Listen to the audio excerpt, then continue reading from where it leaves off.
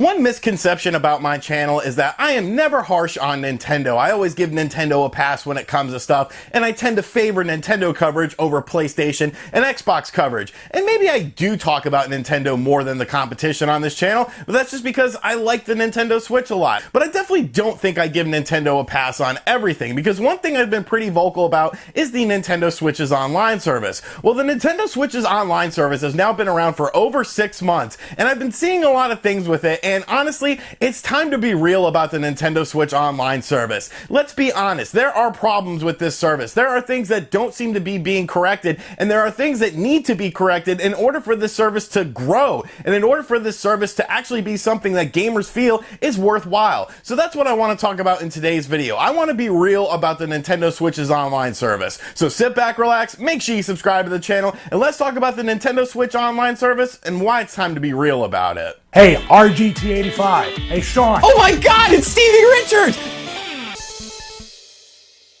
So obviously when the Nintendo Switch's online service first debuted and they announced it and they did a trailer on it, everyone was kind of like, this is kind of not all that great. And it was something that we kind of expected to be great because Nintendo themselves said that it was going to be this grandiose service, this robust service, and what we got was pretty bare bones. You got things like online cloud saves, you got of course some NES games. They said there was going to be exclusive offers for Nintendo Switch owners that purchased the online service, and of course you would be able to play your games online continually. Now the service is only $20 a year, so to put it up against the competition, which is usually $60 a year, might not necessarily be fair, but I kind of equate it to like a McDonald's cheeseburger versus having a cheeseburger at Ruby Tuesdays. Yeah, they're both cheeseburgers, they both do the same thing, but one is of a higher quality. You get a better taste with a Ruby Tuesdays cheeseburger as you do than a McDonald's cheeseburger. Sure, they're fundamentally the exact same thing, but one is subsequently better than the other, and that's why it has a higher price point. Now, one of the main draws about the Nintendo Switch's online service was, of course, the NES games that would be coming to the service. You would get a plethora of NES games with more games added every month. And honestly, the past 2 months have been pretty good for the Nintendo Switch's online service when it comes to these NES games. You've gotten some high quality games, some definite fan favorites, but the May games have actually been leaked onto Nintendo's website, and honestly, it's just kind of like 15 steps back with this service. I get that you can't do all of your heavy hitters. I get that you can't do all of your big guns on the NES all at once, but this lineup is admittedly very, very paltry, and there's one interesting game on there, but I don't think the interest is that big enough to actually make it a successful month. As you can see, Nintendo themselves usually do a trailer for the upcoming NES Online games, but they have not done one for the month of May yet. Now that could change earlier this week, but Nintendo usually launches these games around the 12th or so of each month, so time is definitely running out for Nintendo to talk about these games. So what are the games that we're getting this month? Well, we're getting Donkey Kong Jr., Clu Clu Land, and Versus Excitebike.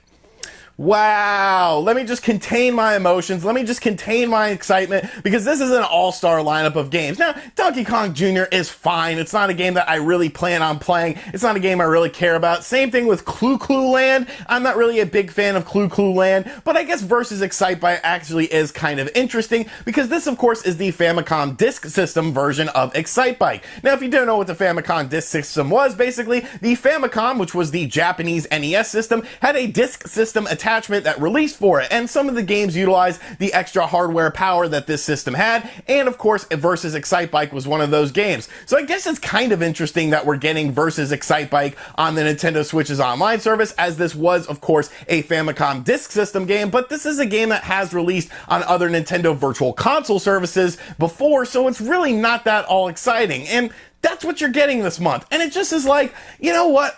Enough is enough. Like, we have to be honest about this Nintendo Switch's online service. Nintendo themselves have always said that they're going to be looking at ways to improve the service. They're going to be doing things to improve the service, yet we really haven't seen anything all that positive come from the service. Yeah, it's cool that I could play my NES games online with someone, but really they're just sort of little time wasters, I feel. You know, it's nice to revisit these games for the 100th time, but really there's not a whole lot of value in revisiting these games over over and over again. And a lot of these games, once you play them for a few hours, you're pretty much done with them. And there's not really much reason to revisit these games. Of course, there are exceptions to the rule. The Legend of Zelda, the Super Mario Brothers series is always fun. But admittedly, it just seems like there's too many off months for the Nintendo Switch's online service when it comes to these NES games. And that really sort of leads me to an analogy that I want to make here, because it's honestly sort of reminding me about Xbox Games with Gold. Xbox Games with Gold used to be a great way to get free games if you were an Xbox Live Gold member. You would get free games every month, and there would be a decent variety of games. But for the past few months or so,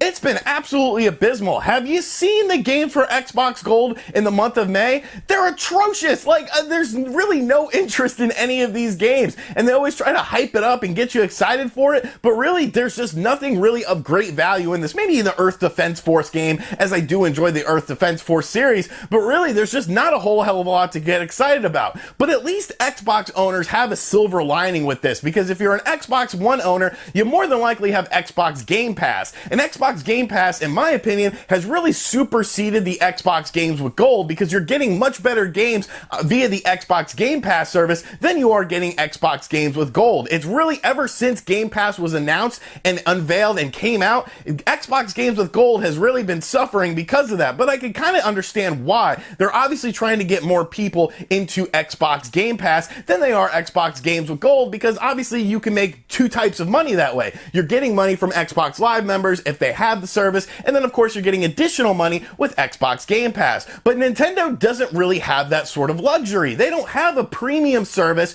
where you can get additional games. Where are the Super Nintendo games? Super Nintendo games were talked about by Nintendo when the Nintendo Switch's online service was first being talked about, yet we haven't seen a single Super Nintendo game still. And it's just absolutely mind-blowing to me, because you have this huge, vast backlog of games, yet you're not utilizing them in a smart manner. You're not utilizing them in a way that's going to make people get very excited for the Nintendo Switch's online service. Now, there have been some bright points with the Nintendo Switch's online service, and that kind of comes into the special offers thing. But when we're talking about special offers, I also feel like there's a big problem with these special offers. Now, so far we've seen two different special offers come to Nintendo Switch's online service for members of this online service. You can, of course, get the NES style controllers for your Nintendo Switch, which surprisingly I passed up on. I never even got those. Maybe I'll get around to getting them one day. I guess I got to get a Pro controller first before I get one of those. And then, of course, you got Tetris 99. Now, Tetris 99, admittedly, was a great addition to the Nintendo Switch. It's a very well done version of Tetris. Having Tetris and Battle Royale on paper makes absolutely no sense, but when you actually play the game, it's actually a whole lot of fun. And then that's it. Those are the only two special offers that we have gotten in this whole timeline of the Nintendo Switch's online service being a thing. Now, when I think of special offers, I'm thinking of things like game discounts. I'm thinking of things like exclusive offers for members of this. Maybe a game is $20 and a Nintendo Switch Online member can get the game for $15. Obviously, you can access the Nintendo Switch's eShop without having a Nintendo Switch Online account, so to have an additional incentive for people to want to get into the Nintendo Switch's online service